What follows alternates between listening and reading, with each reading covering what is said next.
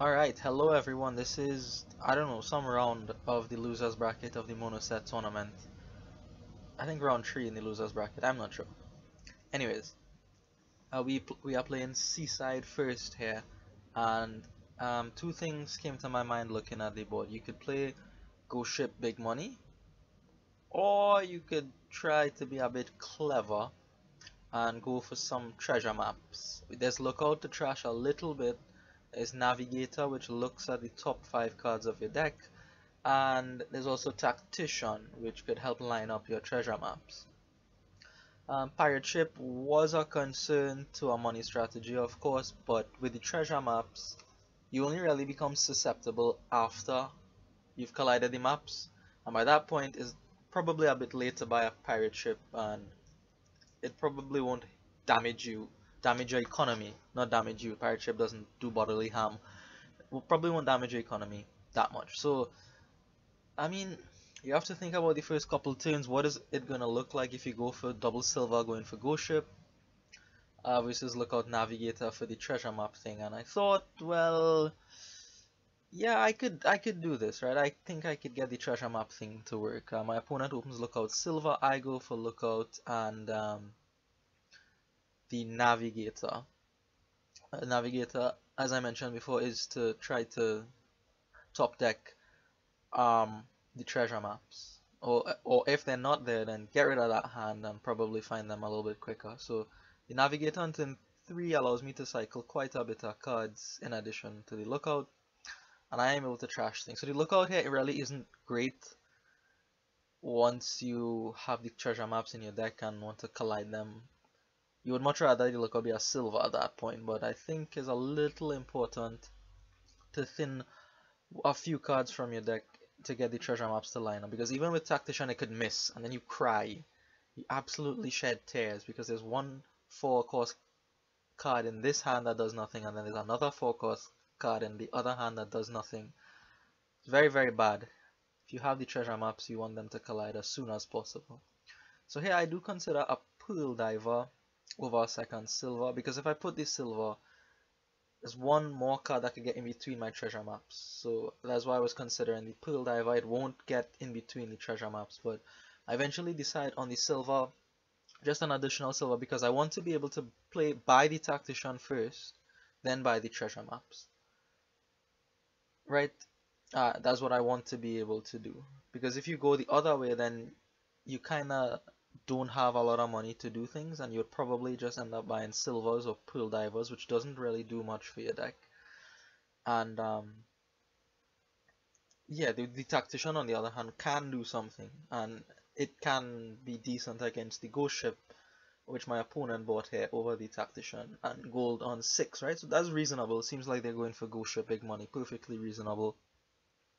Instead I pick up the Tactician first, and now I'm going to go for the treasure maps here. What I'm picking up the Tactician first also allows me to do is to thin 1 or 2 more cards before I actually add the treasure maps.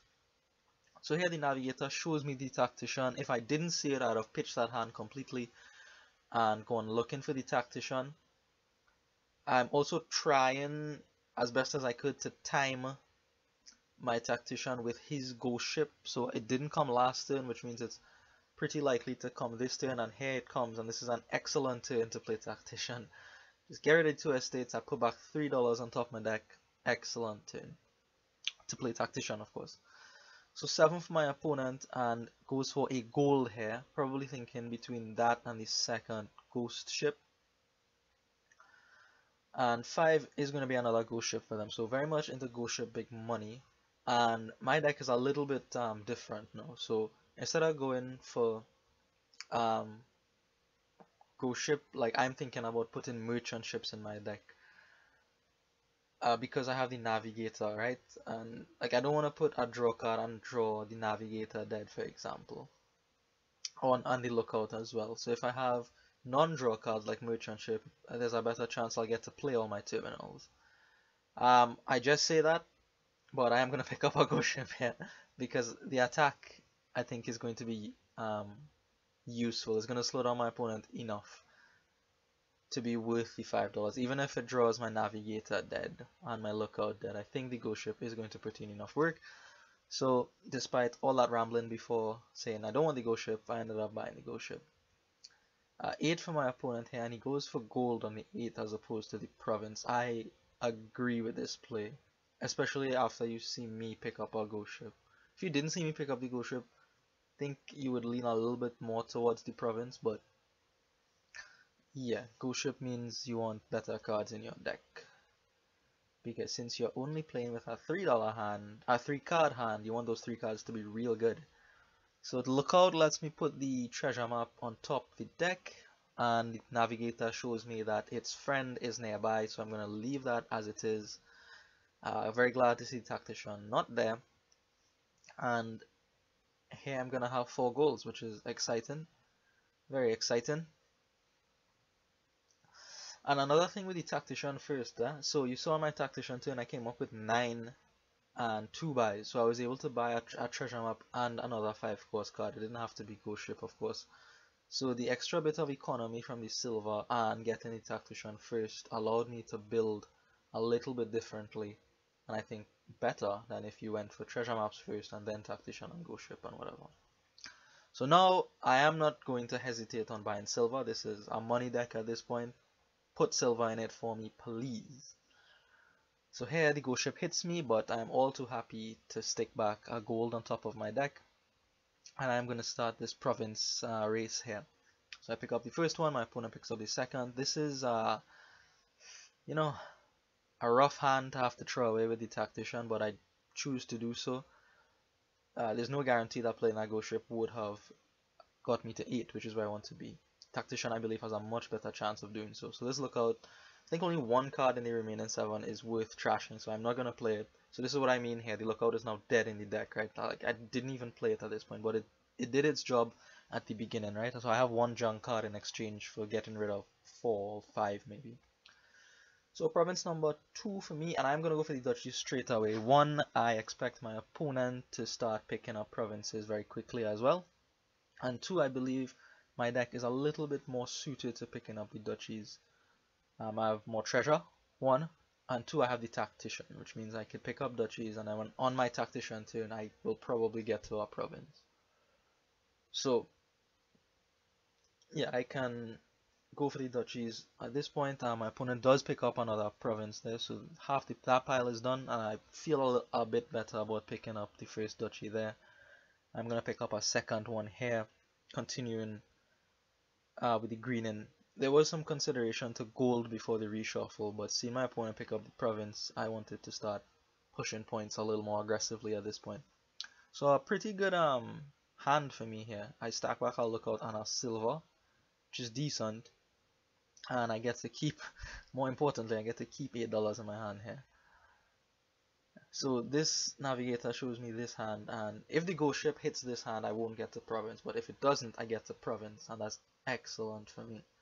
So this is province number 3 for me, and that's real good, because even if the ghost ship hits the next hand, I could get duchy the next turn and probably the following turn, and then my Tactician is coming at some point, and then that Tactician will almost certainly guarantees province number 4 for me, and by that point I'll have the lead, or at least half the duchies. So I think I'm very, very secure in the points point situation here. Very comfortable taking duchies at this point. My opponent does pick up 1 as well. I am not gonna play this lookout, although there are 1 or 2, well, more than 1 bad card in the rest of my deck. I'm not gonna play it for fear of trashing something good.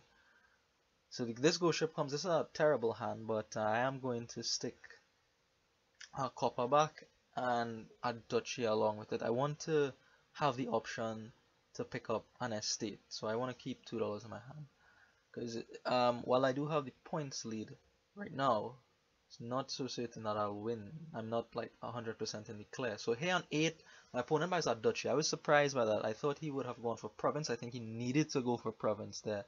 The only way he was winning is if he bought the last 2 provinces, so you might as well take it now before I hit you with a ghost ship. And as it so turns out, he comes up with 8 twice.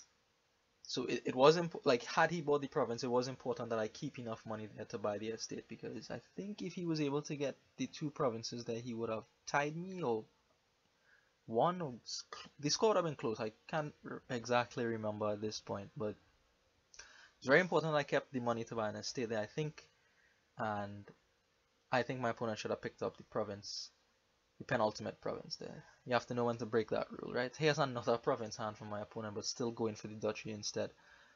Strictly adherent to the penultimate province rule. Here's the Tactician, and like I said, this is probably province number 4 and final nail in the coffin for my opponent. Even with the ghost ship here, the ghost ship attack, I have my own ghost ship to draw a couple more cards, so I should be there to province. Does look scary, but I find enough money after the ghost ship. So after I do by the 4th province, my opponent resigns, because I think it's near 50% or at 50%. So yeah, that is game 1 for you. A bit of interesting money play with the Seaside cards and how to deal with ghost ship maybe. Alright, thanks for watching. I'll see you in the next set.